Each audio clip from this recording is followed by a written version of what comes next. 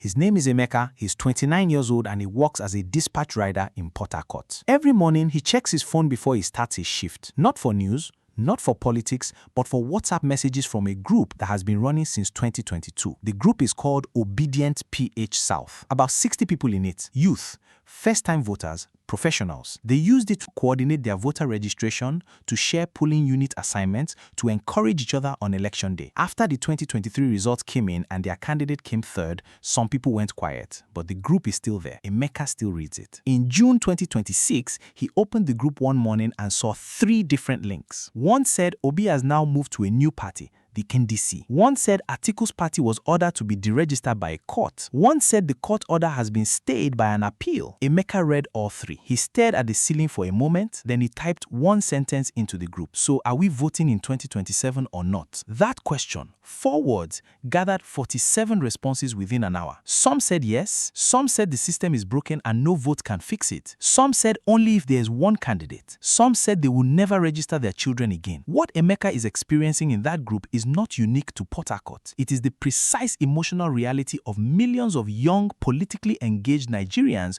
who are watching the opposition they supported in 2023 break apart in real time on a new platform with a court order against it, with its partner candidate on a different party entirely, and asking the most important political question of the 2027 cycle. Can the people who want to defeat Tinubu actually unite enough to do it? And if they cannot, does the vote even matter? Before we go deeper, if you are just finding NaijaNewsWatch, welcome. This channel exists to break down what is really happening in Nigerian politics without the noise and without the spin. If that is the kind of analysis you enjoy, hit subscribe and stay with me because this story is about to get a lot more interesting. Let us catch you up on exactly what has happened because the last 60 days in Nigerian opposition politics have been some of the most dramatic since 2023. Start here. In 2023, Tinubu won the presidential election with 37% of the vote, the lowest winning percentage in any competitive Nigerian presidential election. The opposition was split between 3 serious candidates: Atiku-Abubakar on PDP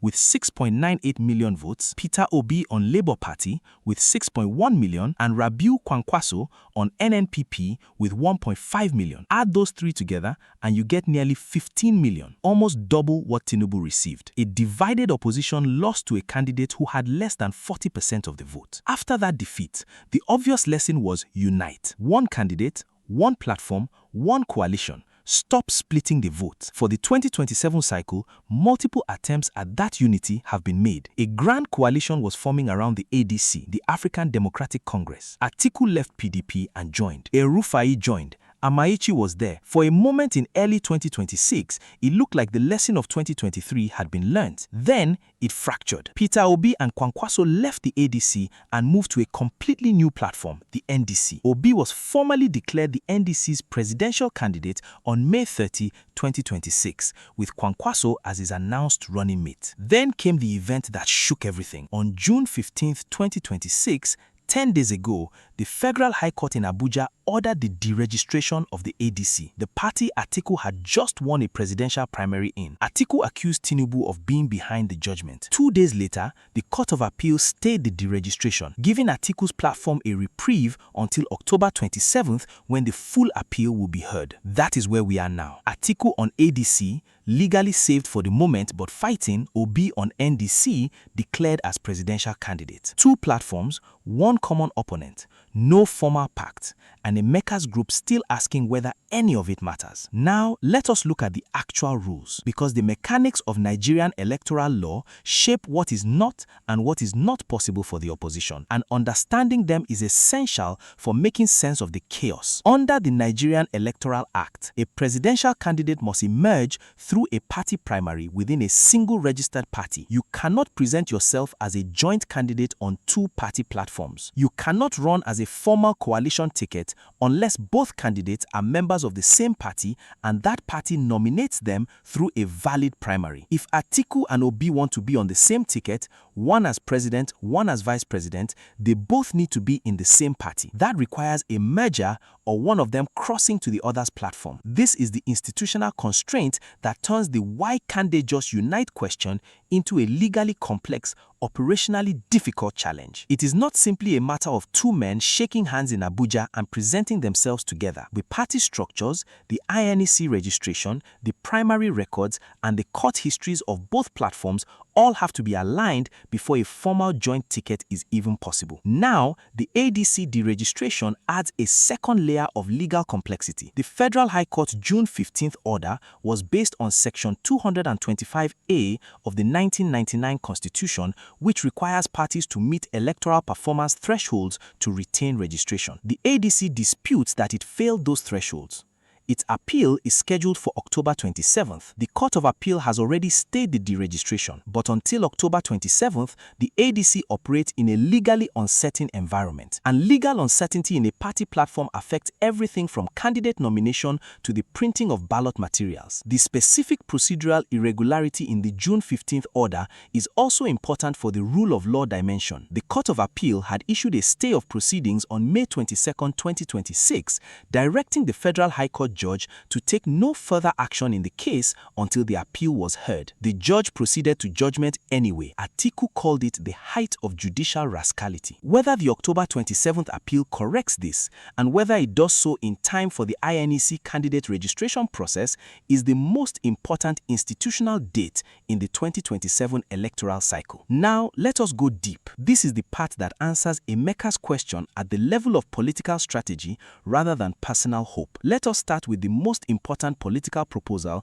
that has been on the table and that has not yet been formally accepted or formally rejected. Reports confirmed that Atiku was offering to contest with Obi on a joint ticket for a single term, after which he would hand over to Obi. Atiku as president, Obi as vice president, with a formal commitment that after 4 years, the presidency goes to Obi. That was the arrangement on the table. Let me be precise about what that would have meant. An Atiku-Obi ticket would have paired a 79-year-old Northern Muslim former vice president with a Southeast Catholic former governor. It would have given the coalition a North-South and Muslim-Christian balance that directly addressed Tinubu's Muslim-Muslim ticket vulnerability. It would have combined Atiku's Northern establishment network, the governors, the senators, the deep political infrastructure of the North, with Obi's urban educated youth base and Southeast dominance. On paper, this is the most mathematically formidable opposition configuration Nigeria has seen in years. But Obi said no. He moved to the NDC instead. Why? The most honest answer is trust and precedent. Nigerian political history is full of promised power transitions that never happened. Obi's supporters, the Obedient Movement, Emeka's WhatsApp group, the millions of first-time voters who built their political identity around the idea that Obi represents a genuinely new kind of Nigerian politician. Those supporters did not organize to put their candidate in a VP role under a figure who represents exactly the political establishment they were rejecting. The Obedient Movement was not a PDP movement dressed in different colors. It was a movement that said the old way has failed. Here is something different. Accepting the VP slot under Atiku would have required surrendering that identity at the moment it mattered most. Here is the pattern interrupt that reframes everything. Let me give you the arithmetic of what the 2023 results actually showed. In 2023, Tinubu won 8.79 million votes. Atiku got 6.98 million, Obi got 6.1 million, Kwankwaso got 1.5 million. The combined anti-Tinubu vote was 14.58 million, almost double Tinubu's total. If even two of those three major opposition figures had combined, the arithmetic favored them, and yet Tinubu won because they were divided. Now, here is the thing that nobody in Emeka's WhatsApp group has processed fully. Even on a divided ticket, running 3 separate campaigns with no coordination, no shared narrative, no joint strategy, the opposition collectively beat Tinubu by 6 million and he still won. The Nigerian presidential election does not require a majority. It requires a plurality plus the 25% in at least 2/3 of states requirement. Tinubu met that minimum. The opposition exceeded him in total votes but failed to meet the constitutional minimum in the right geographic distribution. What this means is that for the opposition to win in 2027, it doesn't just need more total votes than the APC, it needs those votes in the states where the 25% spread requirement makes the difference. And that's a structural challenge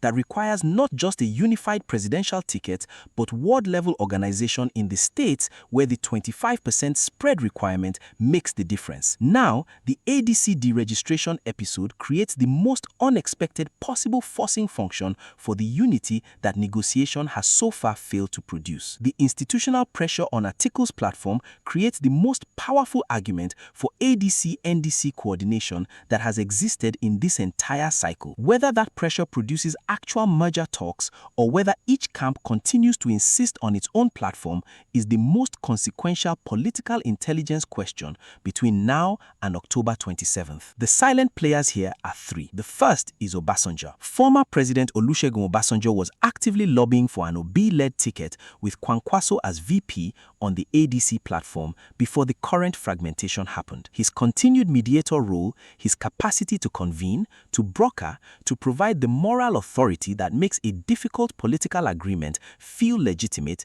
is the most likely backstage mechanism through which any last-minute coordination could still occur. The second is Seriake Dixon, the NDC's national chairman. His patient, strategic work in building the NDC as an opposition vehicle, beginning conversations with Obi and Kwankwaso months before the Ibadan Declaration, is the most successful political preparatory work done by any opposition figure in the 2027 cycle. He now chairs a party that hosts the NDC's declared presidential candidate and has Kwankwaso on board.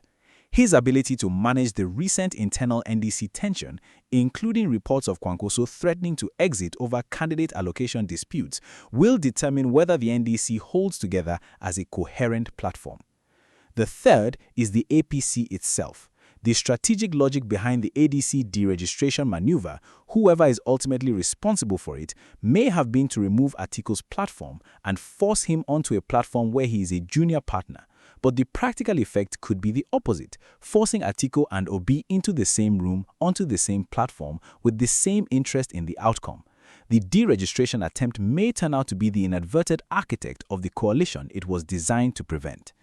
Now, if what I just laid out surprises you, drop a comment below. I want to know your take before we get to the part that changes the whole picture. Let us come back to Emeka on his dispatch bike in Port Harcourt. He asked in his WhatsApp group, so are we voting in 2027 or not? Here is what the answer to that question depends on, from Emeka's perspective, not from any political analyst's perspective. If Atiku and Obi find a way to coordinate, formally or informally, the people in Emeka's group will have one clear candidate to put their energy behind in 2027. The obedient movement that powered Obi's 2023 campaign was not a passive observation movement. It was an active, self-organizing, grassroots mobilization. These are people who printed their own posters, organized their own transportation to polling units, stood guard at collation centers against result manipulation. That energy is available again, but it requires a single, clear direction. If they remain on separate platforms, Atiku on ADC, Obi on NDC, Emeka's group will be divided between the two. Some will follow Obi regardless of platform, others will follow the biggest tent argument and back whichever opposition candidate seems most viable. And some, the most cynical, the most exhausted, will conclude that the opposition cannot even organize itself, let alone govern Nigeria. The economic stakes for ordinary Nigerians like Emeka are real and direct. He is doing his dispatch job in a fuel market that has seen price reductions from Dangote refinery competition. That is a tangible improvement, but his purchasing power overall, relative to what it was before May 2023, is still significantly lower. He's paying more for rent, more for food, more for everything. If the opposition remains fragmented and Tinubu wins a second term, Emeka manages 4 more years of the current economic trajectory. If the opposition unites and wins, the specific economic program they would implement and whether it would actually produce better outcomes for dispatch riders in Port Harcourt is genuinely uncertain. But what Emeka cares about first is not the economic program. He cares about whether his vote is worth casting. And that question, the question of whether the ballot box still matters, is the most urgent governance question in Nigeria right now. The international dimension of this story is specific, current, and consequential. Atiku has hired Washington, D.C. lobbying firm Von Batten Montgomery York for a reported $1.2 million to counter Nigerian government narratives and build U.S. policy standing ahead of 2027. That investment tells you that the ADC campaign is fighting the narrative in Washington, not just in Abuja. The specific target is the policy environment in the U.S. State Department, the Congressional Africa Subcommittees, and the International Democracy Monitoring Community. An opposition candidate who can document, with court case numbers and named judges and specific procedural violations, that the Nigerian government used a federal high court order to attempt to deregister his party 9 months before a presidential election, that documentation is exactly what international advocacy institutions need to make formal interventions. The Court of Appeal's stay of the deregistration within 2 days also matters internationally. It demonstrates that the Nigerian appellate judiciary is functioning with some independence. International observers will evaluate both things simultaneously, the attempt to deregister and the appellate correction. What they conclude from that evaluation will shape their pre-election assessment of Nigeria's democratic environment. For Nigerians in the diaspora, particularly those in the Obedient Movement international networks, the Igbo diaspora, the Northern Professional Diaspora, the fragmentation story is personally felt. These are communities that raised awareness internationally for Obi's 2023 campaign. They are now watching his candidate on a new platform with his former coalition partner on a different platform, and their energy from 2023 is not automatically transferable to the new configuration. The diaspora's ability to amplify the opposition's 2027 message depends partly on having a clear, unified message to amplify. Let me address what people on every side are getting wrong. The first misconception from Obi's supporters is that Obi was definitely right to reject the Atiku VP offer and move to the NDC, and that the NDC is now a superior platform to the ADC. The argument is that the ADC was internally unstable, legally vulnerable, and Obi's departure has given him a cleaner platform. There is merit in this. The ADC has had internal disputes, legal battles, and platform stability questions since before Obi joined it. Moving to the NDC gave him a fresh start. But moving to the NDC also cost him Atiku's northern network, and without a credible northern base, Obi's national coalition has a structural ceiling that the arithmetic of 2023 already demonstrated. The second misconception from Atiku supporters is that Obi's refusal to accept the VP slot was pure selfishness that destroyed the best opposition chance at 2027. That framing ignores what Obi would have been asked to give up, the moral and political identity that made him viable in the first place. A former presidential candidate who becomes someone else's running mate based on a private gentleman's agreement in a political culture that gentlemen's agreements are routinely broken risks destroying the very thing that makes his supporters believe in him. The decision not to take the slot was calculated, not simply selfish. The third misconception, the most dangerous one, is from people who look at the ADC deregistration, the NDC internal tensions, the fragmented platforms, and conclude that the opposition is finished and Tinubu will walk to a second term. It is premature. The combined opposition outpolled Tinubu with 6 million votes in 2023 on a fully divided ticket. The ADC has an appeal that may well succeed. The NDC has a declared presidential candidate with one of the most loyal political followings in recent Nigerian history. And the APC's own internal fractures, which we documented in detail, are consuming enormous political energy. This election is not over. It has barely begun. Here's what to watch, the 3 signals that will tell you whether the opposition can actually do this. First signal, October 27, 2026, the Court of Appeal's hearing on the ADC deregistration. If the ruling is clear and sweeping, fully restoring the ADC and explicitly addressing the procedural violation, Atiku has a stable platform for 2027. If it is narrow or ambiguous, the legal uncertainty continues and the pressure on Atiku to seek an alternative platform grows. And if the appeal is delayed past INEC's candidate registration deadline, which is entirely possible through procedural maneuvers, Atiku may be forced to contest on a different platform regardless of the eventual appeal outcome. That forced migration is the scenario that could produce the Atiku-Obi merger that private negotiation has so far failed to achieve. Second signal, Obasanjo's next public move. The former president has been the most active backroom broker in the opposition realignment. He held meetings in Abeokuta with Kwankwaso. He advocated publicly for a unified ticket. If Obasanjo makes a public statement in the second half of 2026 calling for specific ADC-NDC coordination, naming the configuration he wants, that statement, if it comes, would be the clearest leading indicator of an impending formal alignment. Third signal, the Kwankwaso-NDC dispute resolution. Reports have emerged that Kwankwaso threatened to exit the NDC over disagreements about candidate allocation in Kano State stemming from adjustments to a 60-40 power-sharing arrangement between his Kwankwasia bloc and the original NDC structure. If Kwankwaso exits the NDC, the Obi-Kwankwaso ticket collapses, and with it, the primary structural argument for why the NDC is nationally competitive. Best case scenario, the ADC appeal succeeds cleanly in October. Obasanjo brokers a formal ADC-NDC coordination arrangement, the Kwankwaso-NDC dispute is resolved, the PDP fields only a token presidential candidate, Emeka's WhatsApp group has one clear direction to move in November 2026, the combined opposition produces the most organized 2027 campaign against an APC incumbent that Nigeria has seen since 2015. Worst case scenario, the ADC appeal is delayed, the NDC loses Kwankwaso, the PDP fields a third presidential candidate, the opposition's total vote is split 4 ways in 2027, worse than 2023, Tinubu wins with a lower percentage of a smaller total vote than in 2023, Emeka never types another message in his WhatsApp group, and the political generation that built the obedient movement in 2023 concludes permanently that elections in Nigeria cannot produce the change they want. Let us go back to Emeka. He's still on his bike in Port Harcourt. The group is still open on his phone. The 47 responses to his question, so are we voting in 2027 or not, are still there, pulling in different directions. At the beginning of this video, I asked, can the people who want to defeat Tinubu actually unite enough to do it? And if they can't, does Emeka's vote even matter? Here's the honest answer. The unity is possible. The arithmetic proves it was possible in 2023, remains possible in 2027, and would be formidable if achieved. The Atiku-Obi one-term proposal was a genuine attempt at structural unity that the political identities of both candidates made very difficult to close. The ADC deregistration, whoever ordered it, may have inadvertently created the external pressure that produces the coordination private negotiation could not. But the unity is not guaranteed. It never was, and the window is narrowing with every week that Atiku and Obi remain on separate platforms with separate strategies. October 27th is the date that decides Atiku's platform. The NDC's internal Kwankwaso situation is the factor that decides whether the NDC ticket holds.